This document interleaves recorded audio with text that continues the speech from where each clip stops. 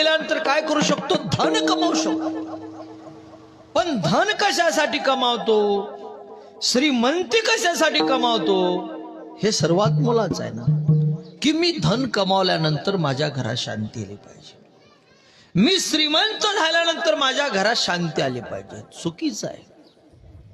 कारण शास्त्राचा सिद्धांत आहे, धनाच्या मागे 15 अनर्थ आहे. संपत्ती असलीच पाहिजे. पैसा मारो परमेश्वर, पैशाशिवाय जगात काही चालत नाही. पण असंही समजू नका, असं गृहीतही धरू नका की धनातच शांती आहे.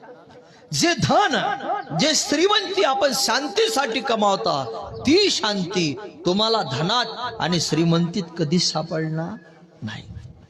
कारण शांती अशी वस्तू आहे, हे किराणा दुकानमध्ये नाही भेटत. शांती अशी वस्तू आहे, ही बाजार मार्केटमध्ये नाही भेटत. शांती मिळते तुम्हाला केव्हा मिळते?